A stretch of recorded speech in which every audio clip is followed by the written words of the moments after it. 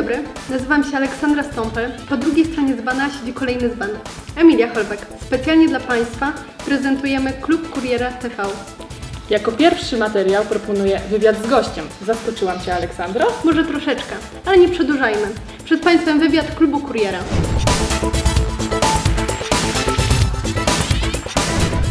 Dzisiaj jesteśmy gośćmi Kamila Maćkowiaka w jego fundacji.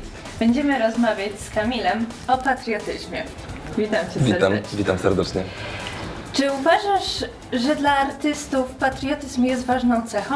Mocne pytanie na początek. Ja w ogóle mam problem z samym patriotyzmem, z definicją patriotyzmu. Jakbyśmy od tego zaczęli, to tutaj już bym się pogubił, a jeszcze połączyć to w ogóle z artystami. Wiesz, ja uważam, że tak jak w ogóle z patriotyzmem, tak dla artystów ten patriotyzm jest ważną cechą wtedy, kiedy on jest naprawdę potrzebny.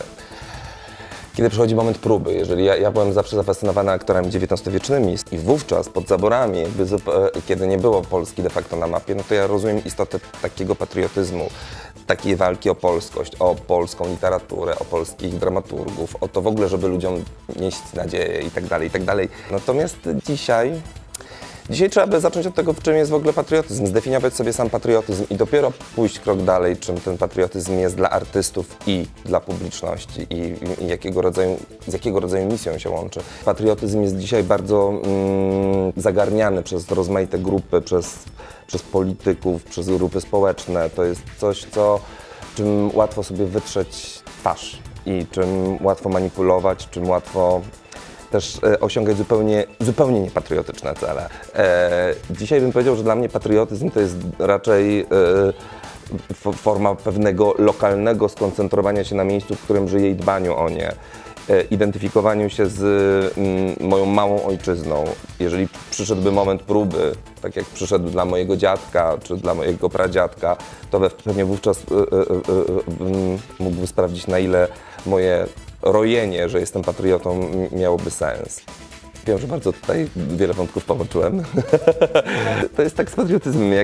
Jak się dowiedziałem, że mamy o tym porozmawiać, to tak sobie pomyślałem, co ja mam na ten temat do powiedzenia. To jest właśnie coś, nad czym ja się cały czas zastanawiam. Im jestem starszy i bardziej, powiedziałbym, świadomy i pewnie też odpowiedzialny, tym bardziej zastanawiam się, co by było, gdybym dzisiaj stanął przed takim wyborem, przed jakim stawali ludzie dużo młodsi ode mnie, 70-80 lat temu, 100 lat temu i tak dalej. I przeraża mnie myśl, że nie wiem, czy byłbym patriotą. To znaczy, nie wiem, czy byłem w stanie oddać życie za swój kraj. Chciałbym zadeklarować, że tak, ale to jest właśnie z perspektywy tej kanapy bzdurą. Urodziłeś się w Bydgoszczy, a postanowiłeś mimo to przyjechać do Łodzi i tutaj rozwinąć swoje skrzydła, na przykład założyłeś fundację. Dlaczego akurat to miasto? Tu przyjechałem na egzaminy wstępne, tak naprawdę dostałem się do szkoły filmowej i dlatego tu zostałem, bo taki ciąg przyczynowo-skutkowy od szkoły przez zatrudnienie mnie w Teatrze Jaracza, w którym byłem ileś lat, po wypracowanie sobie publiczności, która jest moim potencjałem, dlatego się zdecydowałem na swoją fundację, bo zaryzykowałem, że mam odbiorców w tym mieście. I dlatego tu jestem. I to jest tak jakby łatwiej by mi było mówić o lokalnym patriotyzmie, wiesz? Łatwiej by mi było, bo zdecydowanie mówić o takim patriotyzmie, jak angażowanie się w to, jak to miasto wygląda, jak można je ulepszać, o to, żeby o nie dbać. Przed chwilą, zanim się spotkaliśmy, zrobiłem sobie przejażdżkę jesienną rowerową i w ciągu 2 godzin 3 razy interweniowałem w kwestii psiej kupy. Znaczy te małe, istotne rzeczy budują pewnie takie poczucie tożsamości. Lubimy bardzo duże słowa, duże deklaracje, wielkie slogany. Ja mam z nimi ogromny problem. Ja mam z nimi właśnie bardzo wielki problem. Co gorsza, nawet na scenie mam z nimi problem. Właśnie chciałam nawiązać do teatru i do treści patriotycznych. Czy myślisz, że w teatrze powinno być więcej takich treści? Znaczy, wiesz co, ja się boję złych patriotycznych spektakli, ja się boję złych patriotycznych wieczornic, ja się boję pustego nadęcia, za którym nic nie stoi, żadna treść, tylko takie wzajemne wzdyczenie się. TV pokazuje, że można spełnić dziecięce marzenia. Jakie są Twoje marzenia związane z Polską? Żeby była mądrze rządzona, żebym dożył czasów, kiedy my nie będziemy aż tak bardzo podzieleni. Dobrze, dziękuję Ci bardzo za rozmowę. Dziękuję bardzo. Z fundacji z Kamilem Maćkowiakiem rozmawiała Sabina Baulis. Dalej trzymamy się wyznaczonych ścieżek. Jak pewnie Państwo się domyślają, oznacza to sondę wśród łodzian. Aleksandro, o co pytaliśmy ich tym razem? Świetnie, że pytasz, Emilo. Dzisiaj dowiemy się, jak łodzianie celebrują swój patriotyzm lokalny. To może być bardzo pouczający materiał.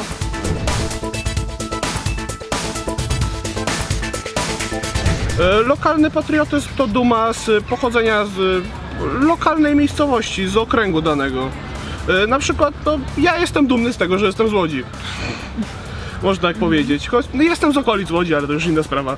Lokalny patriotyzm jest bardzo ważny. Ja na przykład jestem łodzianką z urodzenia i najbardziej ze wszystkich miast w Polsce kocham Łódź.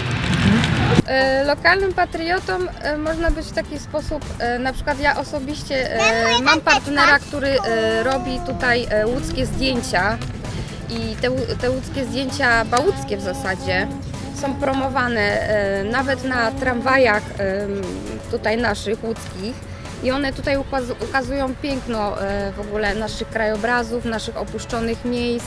Myślę, że w taki sposób można być patriotą. Właśnie coś robić nawet dla takiej malutkiej społeczności, w której się znajdujemy w danym miejscu, niekoniecznie na całą Polskę. Czy według Pana patriotyzm lokalny jest potrzebny?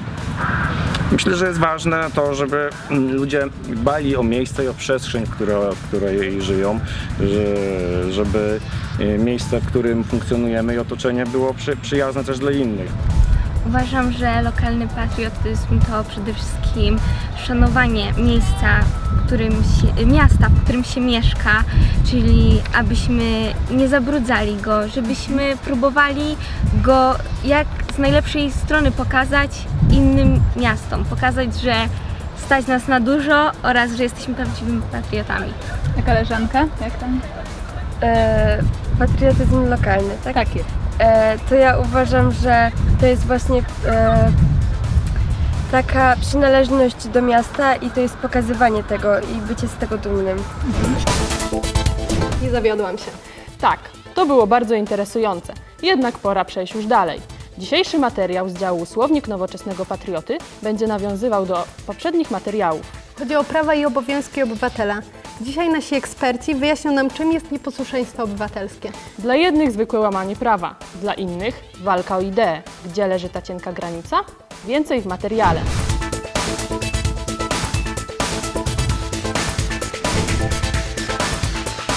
Mogłabym podać Wam definicję z Wikipedii, ale po co? Mogłabym powiedzieć Wam, że nieposłuszeństwo obywatelskie jest to świadomy, otwarty, dokonany bez użycia przemocy akt złamania obowiązujących norm prawnych, który ma doprowadzić do zmiany niesprawiedliwych przepisów prawa i związanych z nimi decyzji władz. Ale czy każdy mnie zrozumie? Nie sądzę. Dlatego pozwolę przytoczyć sobie kilka przykładów znanych Wam na pewno osób, po to, by zrozumieć lepiej temat. Tadeusz Rejtan leżał w drzwiach poselskich, kiedy wszyscy deptali jego ciało. Domagał się tym uznania Konfederacji z 1773 roku. Jacek Kuroń, założyciel Komitetu Obrony Robotników, mimo tego, że wiedział, że może zostać wyrzucony z pracy bądź posłany do więzienia. Oto właśnie nieposłuszeństwo obywatelskie. Z Centrum Dialogu imienia Marka Edelmana mówiła dla Was Karolina Maciarza. Materiały z dzisiejszego programu bardzo nawiązują do poprzednich odcinków. Przed chwilą zamknęliśmy temat praw i obowiązków obywatelskich, a teraz skupimy się na protestach z lat 80. Marsze głodowe z 1918 roku były przejawem desperacji walczących o godne życie. Sytuacja diametralnie zmieniła się już 6 lat później. Choć warunki życiowe nie uległy znaczącej poprawie, zmieniło się nastawienie władz do protestujących. Koniec lat 80. nazywany jest Karnawałem Solidarności, co ma pokazać, jak relatywnie niskie konsekwencje ponosili protestujący. Dzisiaj przyjrzymy się jednej z najciekawszych form protestu z lat 80., czyli pomarańczowej alternatywie. Sabina Baulis opowie nam więcej o działaniach Krzysztofa Skiby i innych aktywistach mieszkających w domu studenckim Balbina. Nie ma wolności bez krasnoludków. Tak brzmiało hasło ruchu artystyczno-społecznego w latach 80., czyli pomarańczowej alternatywy. Był to jeden z najciekawszych i najbarwniejszych happeningów zorganizowanych przez studentów. Ośmieszał milicję, która musiała aresztować ludzi poprzebieranych za krasnoludki lub inne bajkowe postacie. Główną ideą była walka z milicją obywatelską bez użycia przemocy. Zaczęło się we Wrocławiu od malowania krasnoludków na murach podczas stanu wojennego i szybko rozprzestrzeniło się po każdym mieście w Polsce, w tym Łodzi. Tutejszym liderem był Krzysztof Skiba, mieszkający w Akademiku Balbina na Lumumbowie. Happening przeszedł do historii, a nawet stał się tematem maturalnym. Z Centrum Dialogu mówiła dla Państwa Sabina Baulis. W kolejnym materiale powrócimy znów do rzeczy poważnych.